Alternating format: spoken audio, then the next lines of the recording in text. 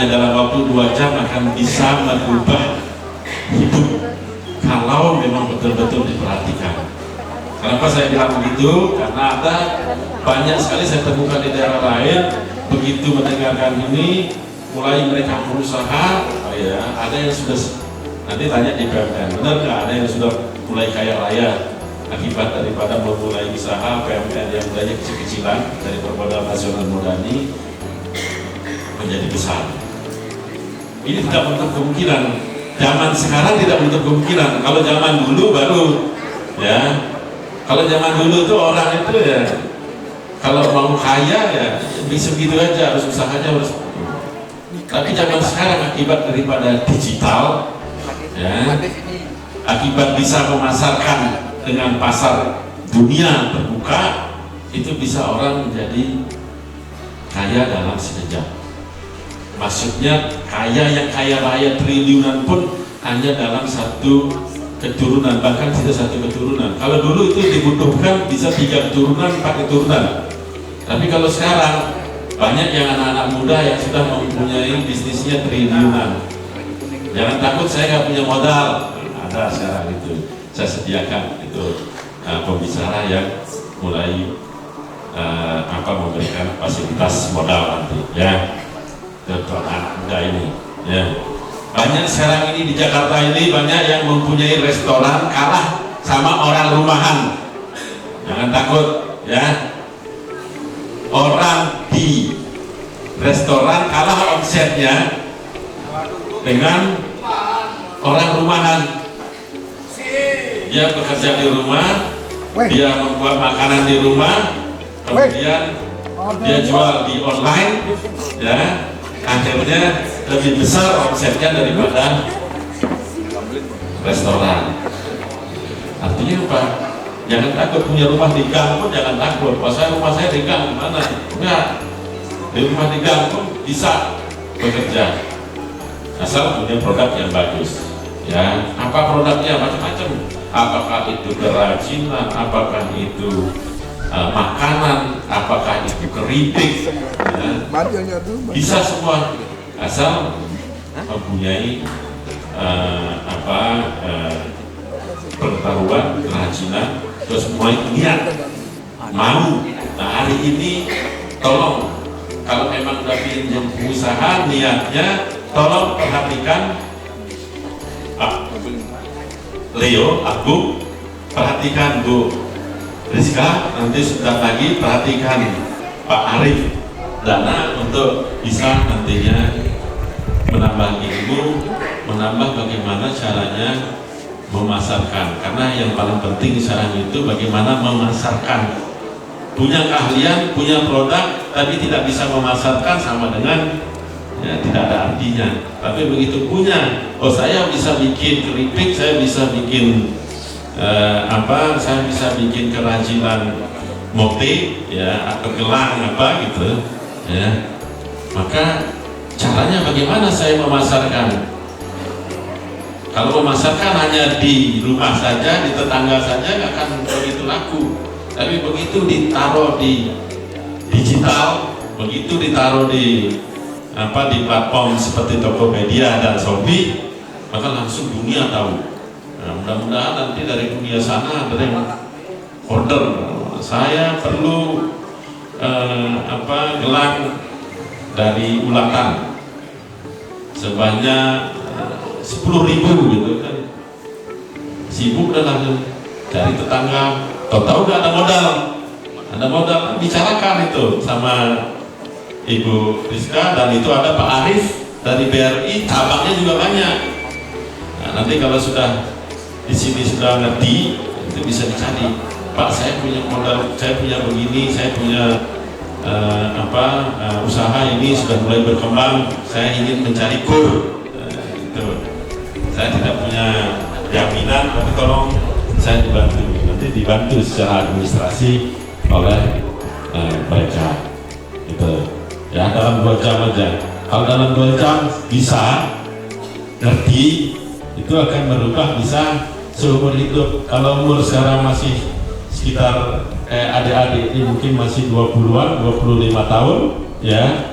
Kalau rata-rata hidup untuk orang Indonesia katanya udah meningkat sekarang itu udah ke 70 lebih rata orang hidup di orang Indonesia, berarti berskala untuk 45 tahun ke depan gitu ya. Berarti kan dalam 2 jam aja ini, dan terus, tapi bukan berarti setelah 2 jam ini bisa berhasil.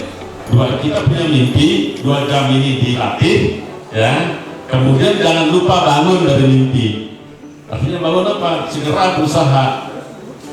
Nah itu harapan saya ya, manfaatnya 2 jam ini bisa bermanfaat untuk 40 tahun ke depan.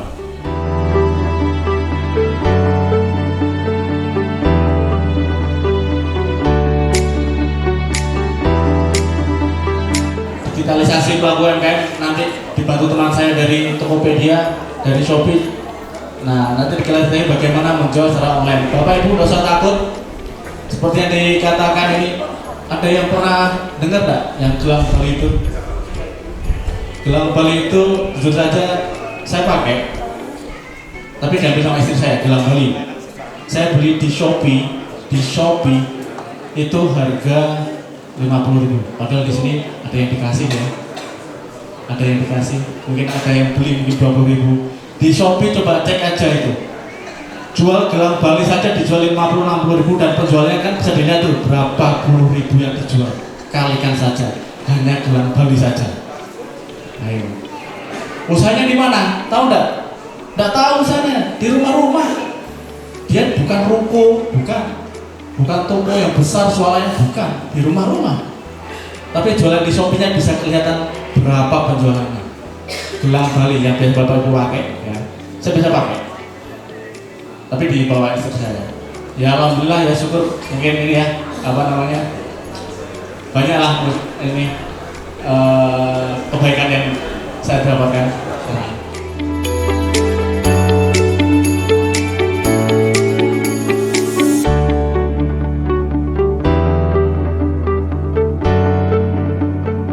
Oke, untuk penjualan online apa dibutuhkan? Pertama adalah akses internet, nomor HP, dan juga rekening bank. Akses internet aman di sini ya, ada ya. Nomor HP masih punya semua. Ya Android, iPhone punya semua kan ya minimal. Oke, rekening bank nggak punya. Rekening banknya punya, saldonya paling nggak ada. Oke, rekening bank. Ada kurang satu lagi apa nih? Ada yang tahu nggak? Apa nih? Ada satu lagi apa? Aplikasinya. Oke, boleh. Tapi bukan itu maksud saya. Ada lagi satu lagi. Hah? Niat. Niat. Bukan. Kalau kita mau jual di Tokopedia kita nggak jualan kan ya? Mau jualan apa yang berarti harus jual? Barangnya. Oke, produknya. Kurang satu produknya. Tapi saya mau tekankan di sini. Itu teman-teman bisa pasarkan produk-produk yang ada di sekitar teman-teman. Jadi nggak perlu, wah saya nggak punya produk nih, tapi saya pengen jualan. Gimana caranya? Saya cuma punya HP, internet, sama nomor bank. Saya nggak punya produknya. Gimana? Bisa. Nggak perlu khawatir. Teman-teman tinggal datangin orang-orang sekitar teman-teman atau produsen yang teman-teman tahu, bilang, Pak, Bu, maaf, saya mau bantu jualan barangnya, boleh?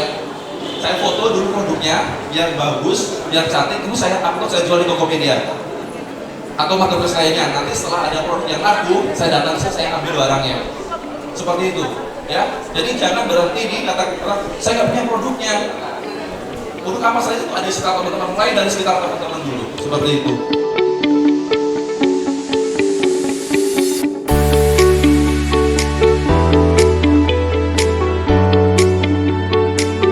Ini adalah kontrak Ibu ya, Bapak Ibu sekalian. PNM Mekar bahwasanya di Indonesia kita sudah membiayai 14 juta lebih nasabah dari Sabang sampai dengan Merauke Ibu ya.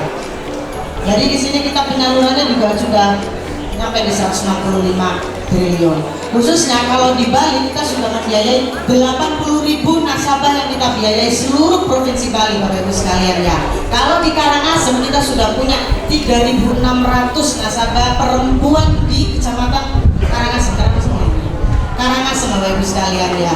Jadi kalau bapak-bapak, ibu-ibu nanti kalau misalkan istrinya atau ibu sekalian yang belum tergabung dengan Mekar, ayo segera gabung menjadi bagian dari 3.600 sekian nasabah kami di Karangasem. Kita ada 22 unit mekar untuk seluruh provinsi Bali ya. Jadi dari Bali Utara ada, kita Karangasem ada.